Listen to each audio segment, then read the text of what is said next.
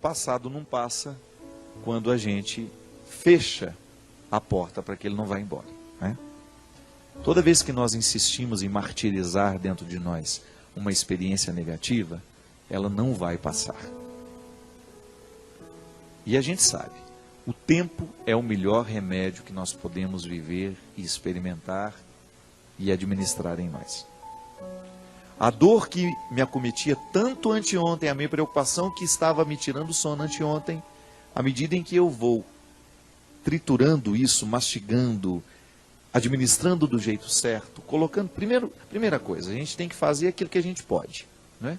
Se tem alguma coisa me preocupando, a primeira coisa, o que eu posso fazer para diminuir essa preocupação?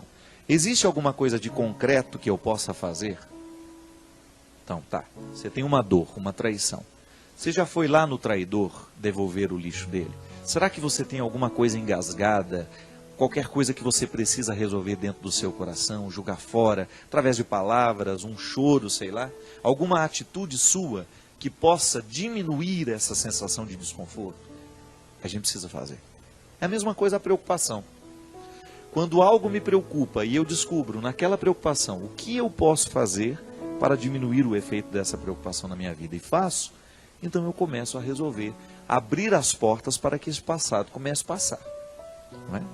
Porque senão nós vamos represar a experiência que não valeu a pena, nós vamos segurar dentro de nós o evento, o acontecimento que nos machucou, que nos lesou, e aí a gente vai viver um processo contínuo de lesões e de machucados, porque a lembrança, o rancor, o ressentimento, eles só provocam novas feridas dentro de nós. Eu nunca vi alguém ficar curado guardando ressentimento. Porque o que é o ressentimento? Ressentir é sentir várias vezes. É como se você pegasse uma gilete e ficasse passando ela em cima do mesmo lugar da pele. Nunca vai cicatrizar. E o corte vai ficando pior. Porque você vai lesando a pele, vai lesando, vai lesando, vai lesando, vai lesando. Você vai perdendo a oportunidade de viver a cicatrização. Não é assim? Você já observou que quando começa a cicatrizar, dá uma coceirinha? Não é assim? A cicatrização provoca uma sensação de coceira, né? Dentro de nós é a mesma coisa. Pode observar, existem muitas situações afetivas que às vezes nós estamos começando a nos recuperar dela. Aí você tem aquela sensação, vez em quando, de querer retomar, são as coceirinhas da cura. Segura isso daí. Consiga manter sob controle os seus ódios. Consiga manter sob controle os seus ressentimentos. Consiga manter sob controle as suas carências. E aí você começa a viver o processo da libertação das consequências negativas que aquele fato lhe provocou. É a vida. Todo mundo é machucado. Eu não tenho como criar uma redoma para mim, você não tem como criar uma para você. Então, de vez em quando, as pessoas vão nos ferir com as palavras, as pessoas vão nos ferir com as atitudes. Agora, você não pode permitir que a palavra que fere e a atitude que fere venha provocar ferimentos no seu ser e venham demorar demais, ficar dentro de você, se estender mais que o tempo que ela deveria ficar. Atingir o seu ser, foi no profundo da sua vida, foi no profundo do seu coração, já começa a dar um jeito de cicatrizar isso. Porque a partir do momento que você tem uma ferida no ser, você corre o risco de infeccionar tudo. Nos afetos, isso funciona desse jeito, né? De vez em quando alguma coisa vem, machuca o nosso coração, a gente perde a disposição para tudo. Perde disposição para estudos, perde a disposição para o trabalho. Por quê? Aquilo tem um impacto, ele afeta a gente. Agora, o tempo que vai durar aquilo que lhe afeta, precisa ser administrado por você. Afinal, é o seu ser que está em jogo, né? E de repente você começa a fazer tudo errado porque o ser está machucado. Então há sempre uma feridinha aí no ser que precisa ser cuidada. Minha gente, esse é um exercício de todo dia, tá vendo? Viver a experiência de ser com Jesus é a gente viver o tempo todo, administrar dentro de nós essas curas que nós precisamos viver para que a gente fique parecido com Jesus. Eu quero ser parecido com Ele. Mas para ser parecido com Ele, eu preciso curar no meu ser muitas coisas que estão erradas.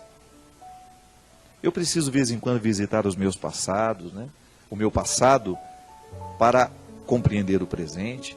Por que às vezes eu sou arrogante? Será que em algum momento da minha vida eu fui humilhado demais?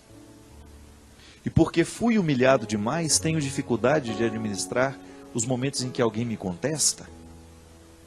Ninguém é por acaso. A cura do ser acontece quando a gente reza, quando eu peço a Deus que venha curar o meu coração, que venha curar a minha mente. Essas são expressões que nós usamos o tempo todo. Mas Deus muitas vezes cura o nosso coração, cura a nossa mente, através da nossa reflexão. Quando você começa a colocar em ordem os seus sentimentos desordenados, quando você começa a retomar a harmonia que às vezes a vida e os acontecimentos retiraram. E é isso que eu desejo para você. Que no hoje da sua vida, da sua história, você esteja empenhado em curar as feridas do seu ser. Se te machucaram, se te magoaram, se te feriram, não leve isso com você. Só leve como ensinamento para você não fazer com o outro. Mas não permita que isso vire amargura. A tristeza, para ser criativa, ela tem que exercer dentro de nós o movimento da superação. Então, porque eu estou triste, porque eu estou magoado, chateado, eu observo aquele momento, eu vivo aquele momento como um propósito de superá-lo. Porque se eu não superar, eu corro risco de transformar nisso em amargura. E amargura não faz bem ao coração. Coração amargurado não consegue perceber a vida. Coração amargurado fica focado nas mesmas coisas. Quando a gente foca nas mesmas coisas, quando a gente não amplia o nosso olhar, a gente corre o risco de infelicitar a nossa experiência de vida.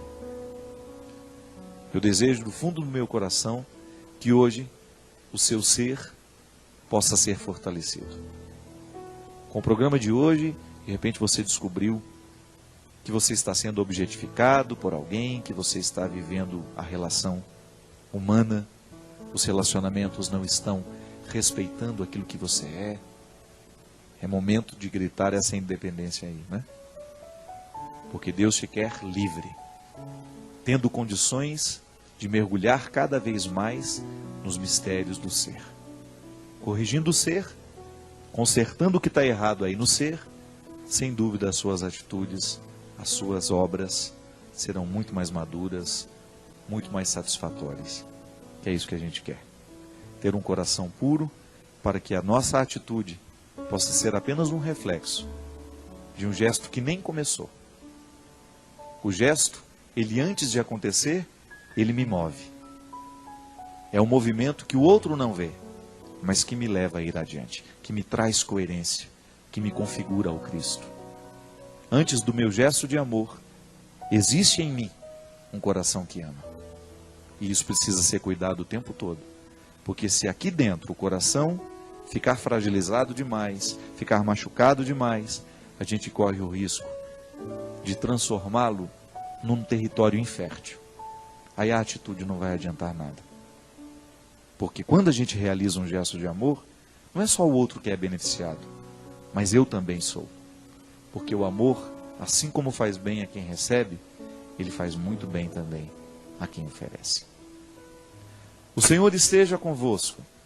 Ele está no meio de nós. Derrame sobre nós, sobre o nosso coração, sobre a nossa vida, a bênção do Deus Todo-Poderoso, Pai, Filho e Espírito Santo.